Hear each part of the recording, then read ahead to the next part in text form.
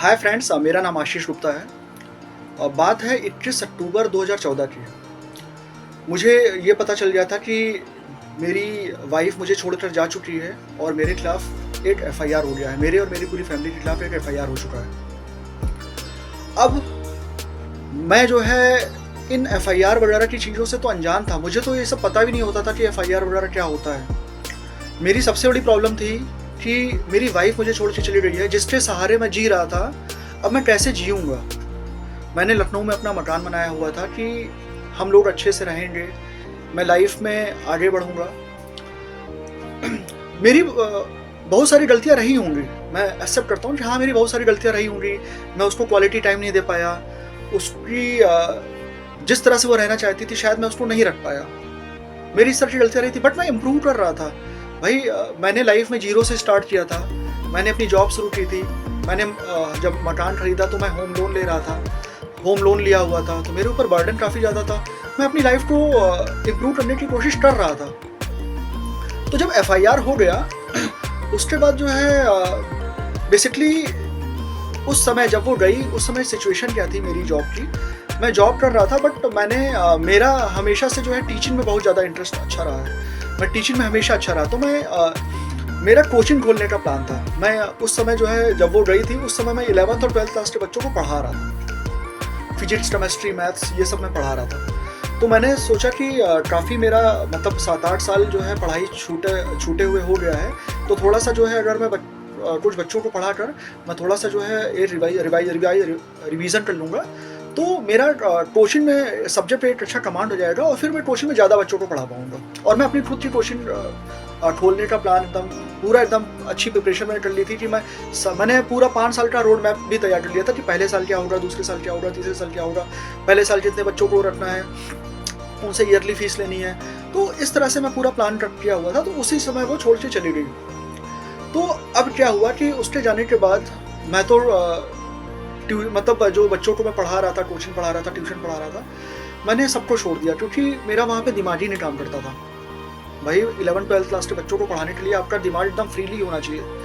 तो मेरा दिमाग ही नहीं काम करता था। तो मैंने क्या किया, मैंने छोड़ दिया। मैंने उनको बता दिया कि भाई मेरी लाइफ में ये प्रॉब्लम हो रही है, अभी मैं डिस्टर्ब हूँ बहुत ज़्यादा और मैं नहीं पढ़ा पाऊँगा।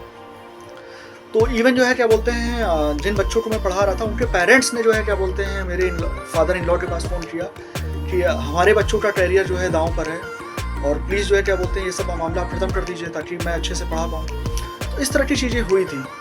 अब जब एफआईआर हो गया तो मैं बेसिकली एफआईआर वगैरह को कुछ माना ही नहीं, बल्कि मेरे फादर ने मुझे बोला भी कि तुम फ़ोन मत करना वहाँ पर अब।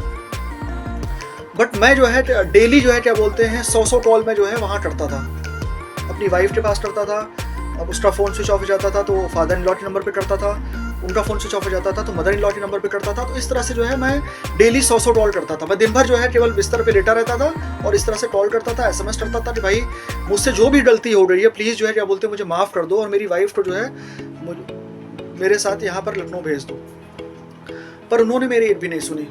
इवन जो है क्या बोलते हैं मैं बोलता था कि मेरी बात करा दो तो वो बात भी नहीं कराते थे। और मेरी वाइफ भी जो है क्या बोलते हैं वो बात नहीं करना चाहती थी। उसको पता नहीं ऐसी कौन सी नाराज़गी थी मुझसे कि वो मुझसे बात ही नहीं करना चाहती थी। और उसके बाद जो है उसके नंबर पे फ़ोन मिलाता था तो फ़ोन अपना स्विच ऑफ कर दी थी वो हमेशा के लिए।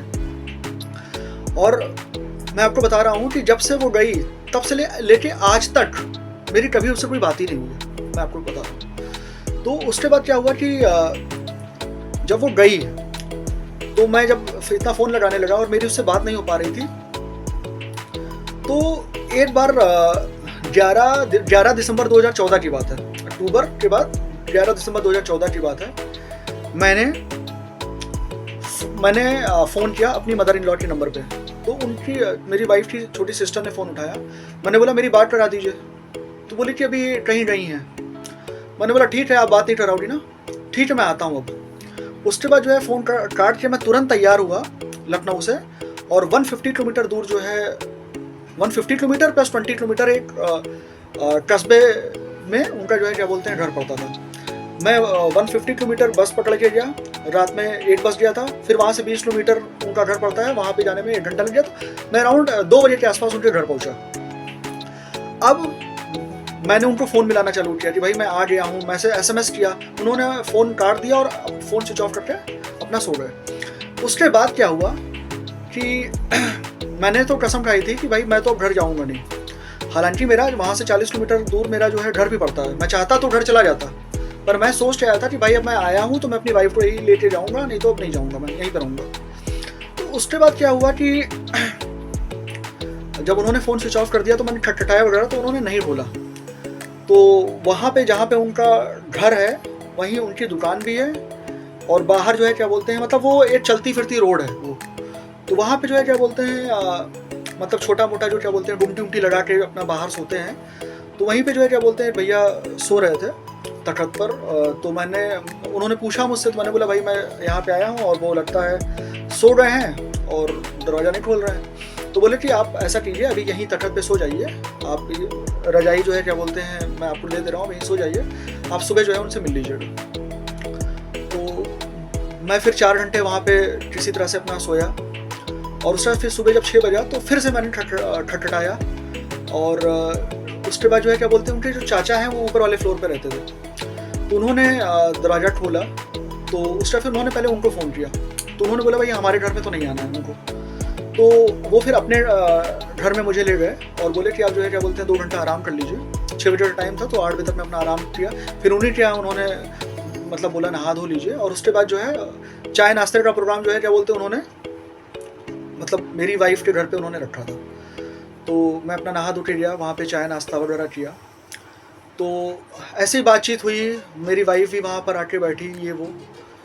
तो मेरी वाइफ जो है क्या बोलते हैं पता नहीं वो उम्र वो बच्ची ही थी एक तरह से, उसको मैं बच्चा ही मानता था, क्योंकि बहुत ही मतलब वो बैठी मुझसे मतलब उसको मुझे लगता है कि उसको तो शिकायत थी ही नहीं, जो प्रॉब्लम थी जो है क्या बोलते हैं कहीं ना कहीं मेरे जो फादर इन लॉ और मदर इन लॉ की ही थी। तो मैंने बोला कि भाई अब तो मैं आया हूँ, अब तुमको साथ में चलना है मेरे। और उसके बाद जो है जब उनको लगा कि मैं जो है क्या बोलते हैं अब नहीं जाऊँगा यहाँ पे, तो उन्होंने उनके जो चाचा थे, इनके पिताजी ने जो है क्या बोलते हैं कोई बात रही होगी कि FIR हो गया, ये हो गया है, अब मामला कोर्ट में चलेगा, ये वो। तो उनके चाचा जी ने बड़ी बदतमीजी से मुझसे बात की कि अभी यहाँ से चले जाओ, नहीं तो अभी जो है क्या बोलते हैं सामने पुलिस स्टेशन है। तो मैं डर के मारे भाई जो है क्या बोलते हैं अपना बैग उठाया और चला आया।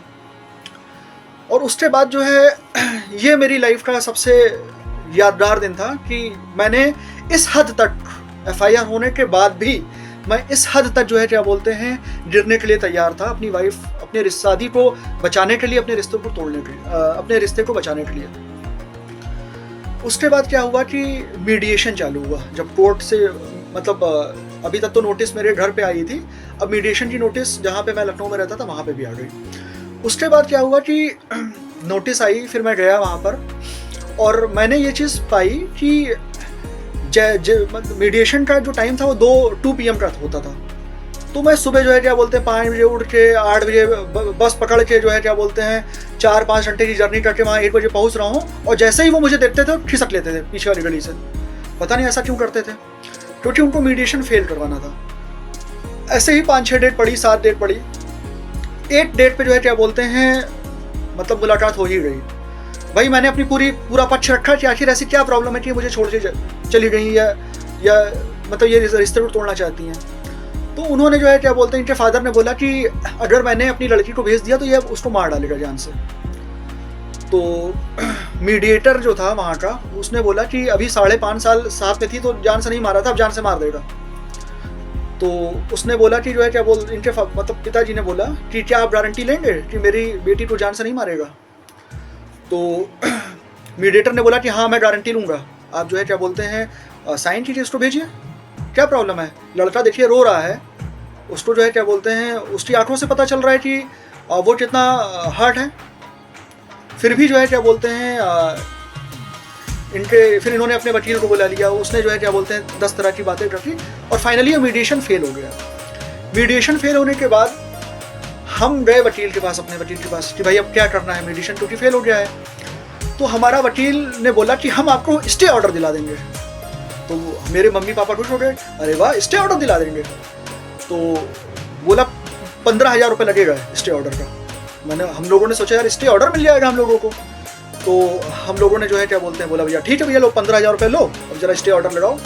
तो उसने 15,000 रुपये दे के स्टे ऑर्डर लिया 4 दिन का, कि 4 दिन के अंदर अगर आपने जो है कोर्ट में सरेंडर नहीं किया तो आपको अरेस्ट कर लिया जाएगा, 4 दिन तक आपको अरेस्ट नहीं किया जाएगा। तो मैंने बोला ये देखो स्टे ऑर्डर ये होता है।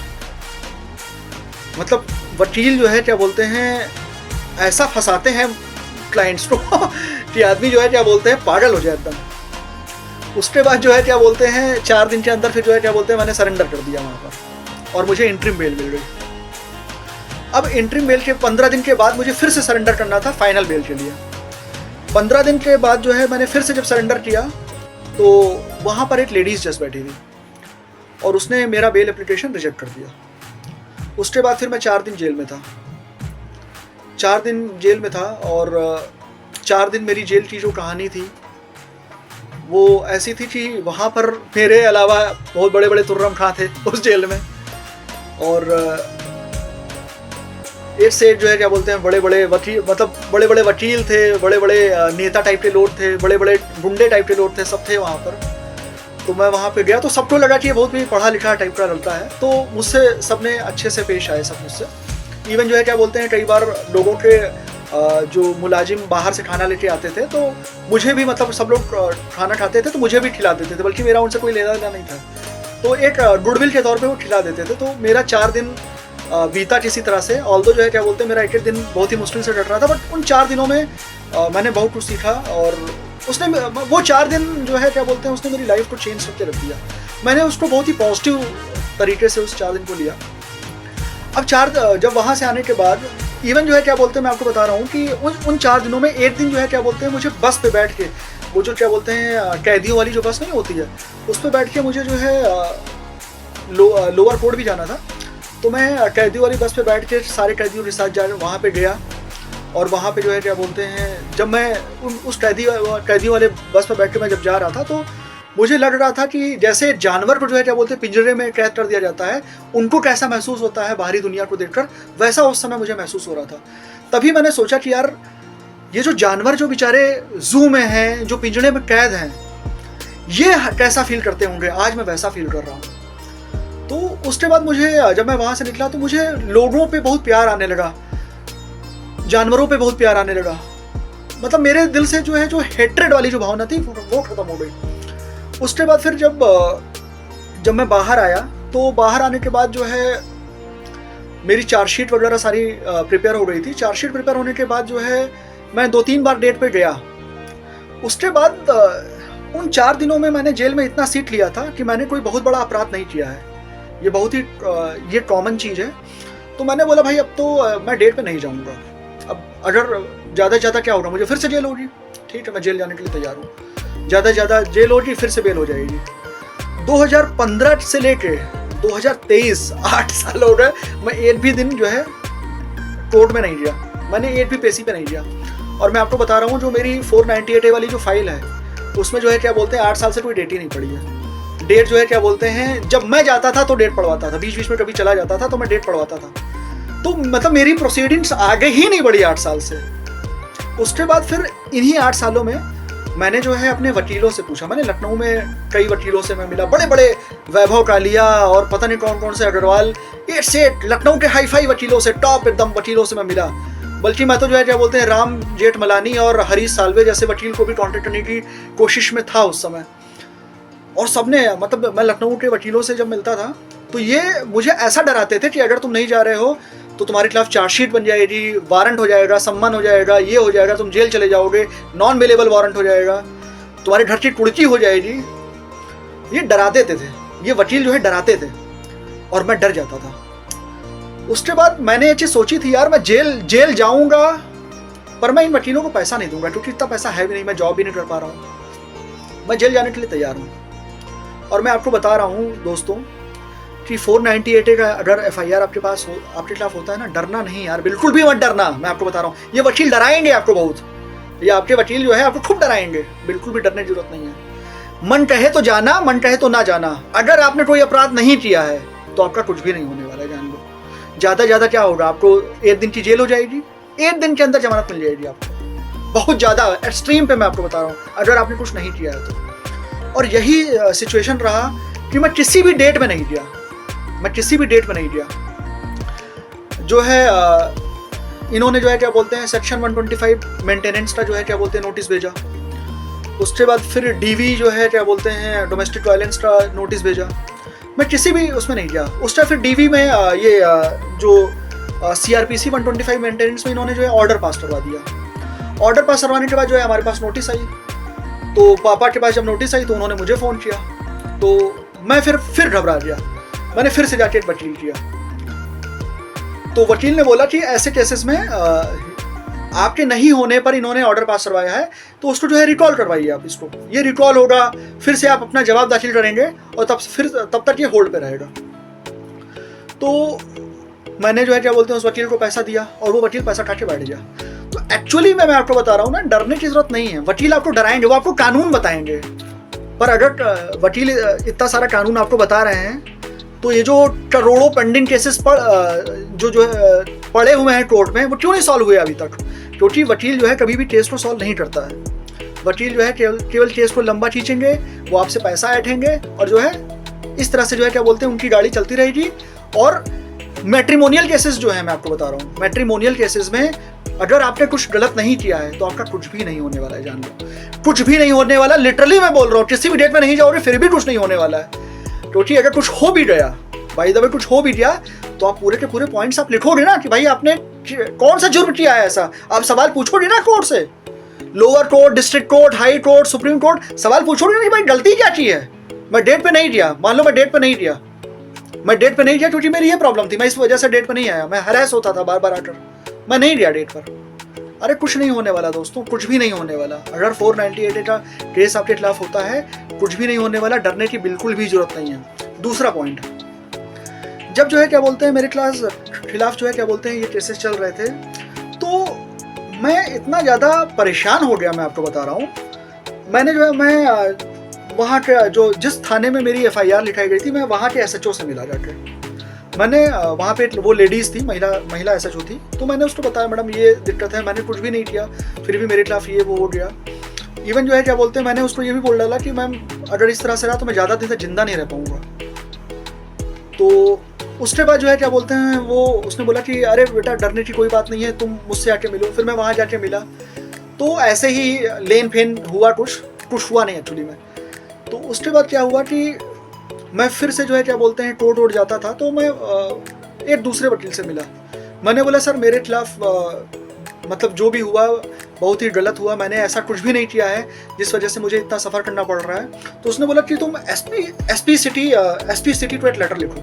तो मैंने 2 पेज का एक लेटर लिखा, अपनी पूरी सारी कहानी लिखी, और उसका फिर जो है क्या बोलते हैं बोला कि जो जनता दरबार होता है वहाँ पे जाके आप मिलो उससे।